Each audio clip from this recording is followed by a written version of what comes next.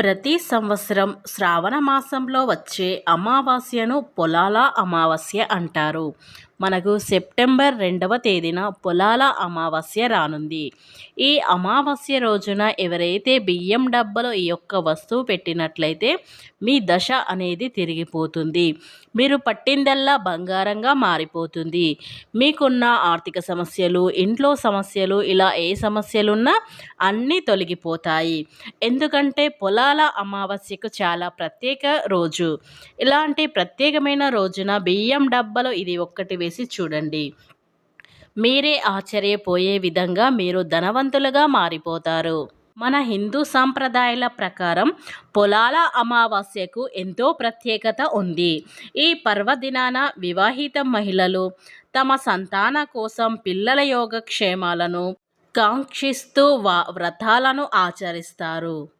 ఈ పొలాల అమావాస్య రోజున తెల్లవారుజామునే అంటే సూర్యోదయానికి ముందే నిద్రలేచి ఇంటిని శుభ్రం చేసి పూజ గదిలో కంద మొక్కను ఉంచాలి. ఆ మొక్కకు 9 పసుపు కొమ్ములు కట్టాలి. ముందుగా వినాయకుడికి పూజించి ఆ తరువాత కంద మొక్కలోకి మంగళగౌరి దేవిని గాని సంతాన లక్ష్మీదేవిని గాని ఆహ్వానం షాడోపచారాలతో పూజలు చేయాలి. పిండి వంటలను నైవేద్యంగా సమర్పించాలి. మీ చుట్టుపక్కల ఇండ్ల నుంచి కూరగాయలను అడిగి తీసుకొని వాటితో వంటలు చేసి అమ్మవారికి నైవేద్యంగా సమర్పించాలి.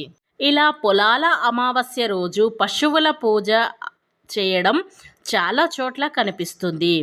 భారతదేశ వ్యవసాయదారి దేశం. వ్యవసాయానికి మూలం పశువుల శ్రమ. పొలాల అమావాస్య రోజు పశువులకు పూజ చేసి తమ కృతజ్ఞతలు తెలుసుకుంటారు.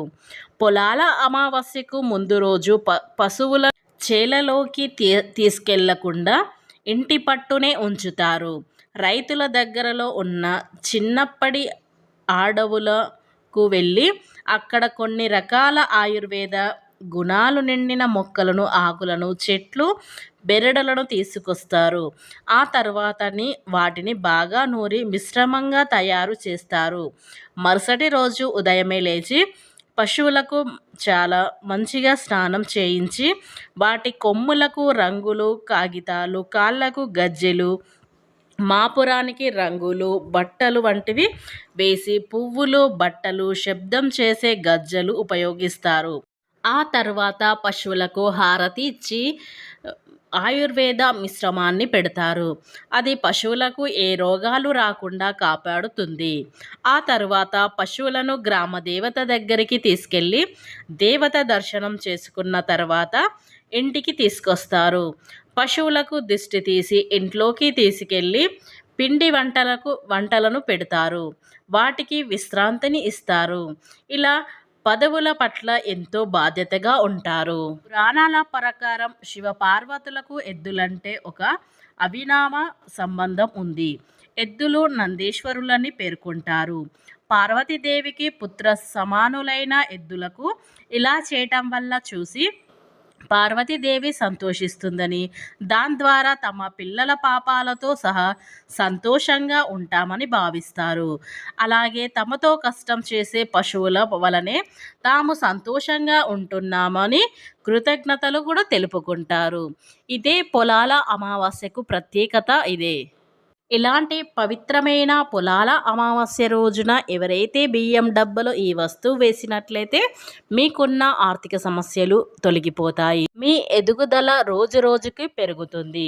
కనుక పొలాల అమావాస్య రోజు బియ్యం డబ్బాలో ఏం వేయాలో తెలుసుకునే ముందు నా చిన్న రిక్వెస్ట్ అండి, వీడియో పూర్తిగా చూడండి. నచ్చితే లైక్ చేయండి. అలాగే మా ఛానల్ని కొత్తగా చూసినట్లయితే సబ్స్క్రైబ్ చేసుకోవడం మర్చిపోకండి. ఈ అమావాస్య సోమవారం రోజుతో కలిసి వచ్చింది. ఇలాంటి ప్రత్యేకమైన రోజున రాత్రి 12 గంటలలోపు బియ్యం డబ్బాలో ఇది వేయండి చాలు. రాత్రికి రాత్రే మీ జీవితం మారిపోతుంది. నోట్ల కట్టలు వచ్చి పడతాయి. మీరు కోరుకున్నంత డబ్బు వచ్చి పడుతుంది. ఈ పొలాల అమావాస్య రోజున ఇది ఒక్కటి వేయటం వలన మీరు వద్దన్న డబ్బు వస్తూనే ఉంటుంది. అందరి ఇళ్లల్లో బియ్యం డబ్బాలు ఉంటాయి. అందరూ బియ్యాన్ని డ్రమ్ములో వేసుకొని దాచుకుంటారు. బియ్యాన్ని స్టోర్ చేసుకోవడానికి బియ్యం డబ్బా వాడుతూ ఉంటారు. సాధారణంగా అందరూ స్టోర్ చేస్తూ ఉంటారు. అది మంచిదే. దానిలో ఎలాంటి దోషం లేదు. కానీ ఇత్తడి లేదా రాయి డబ్బాలో బియ్యాన్ని స్టోర్ చేసుకుంటే ఇంకా మంచి శుభ ఫలితాలు వస్తాయని మన శాస్త్ర పండితులు చెబుతున్నారు. లక్ష్మీదేవి స్వరూపంగా భావించే ఎందుకంటే మనకు బియ్యం చాలా అవసరం. బియ్యంతోనే అన్నం వండుకొని తింటాం. అన్నం పరబ్రహ్మ స్వరూపం. మనిషి అన్నం లేకుండా అస్సలు బ్రతకలేడు. అందుకే మన పెద్దలు అన్ని దానాలకెల్లా అన్నదానం గొప్పదని చెప్తారు. ఈ పవిత్రంగా చూసుకునే బియ్యం ఎప్పుడు కూడా నేల మీద పడకుండా కాలితో అస్సలు తొక్కకూడదు. అలాగే బియ్యం డబ్బాలోనే బియ్యం పూర్తిగా ఖాళీ అవ్వకుండా చూసుకోవాలి. కనీసం గుప్పెడు ప్రియమైనా సరే బియ్యం ఉంచుకోవాలి. ఖాళీ చేయకూడదు. అలాగే బియ్యం కొలిచే డబ్బాను ఎప్పుడూ బోర్లించి పెట్టకూడదు. ఇలా చేయటం వల్ల లక్ష్మీదేవికి చాలా కోపం వస్తుంది. ఎప్పుడు కూడా బియ్యం కొలిచే డబ్బా బోర్లించకుండా చూడాలి. ఇక అమావాస్య రోజున రాత్రి పడుకునే ముందు బియ్యం డబ్బాలో ఏం వేయాలి అంటే ఒక పసుపు రంగు వస్త్రాన్ని తీసుకొని చిన్న వస్త్రం అయితే సరిపోతుంది. ఆ వస్త్రంలో 5 వక్కలు 3 బిర్యానీ ఆకులు అలాగే చిటికెడు పసుపు వేయండి. వక్కలు చాలా శక్తివంతమైనవి. మీ కష్టాలను తీర్చే శక్తి వక్కలకు ఉంటుంది. అమ్మవారికి కూడా వక్కలు అంటే చాలా ప్రీతి. అలాగే బిర్యానీ ఆకుల నుండి వచ్చే సువాసన కూడా అమ్మవారికి ఇష్టమే. ఇక పసుపు గురించి చెప్పనవసరం లేదు. పసుపుని గౌరీదేవి స్వరూపంగా భావిస్తాము. పసుపు చాలా పవిత్ర దినుసులలో స్వయంగా అమ్మవారికి కొలువై ఉంటారు. ఈ మూడిటిని కలిపి ఒక ఎర్రటి వస్త్రంలో వేసి మూటను కట్టండి. ఆ తర్వాత మూడింటిని లక్ష్మీదేవి ఫోటో ముందుగా పార్వతీదేవి ఫోటో ముందుగానే పెట్టి దీపారాధన చేయండి. ఇక ఈ మూటని బియ్యం డబ్బాలో పెట్టండి.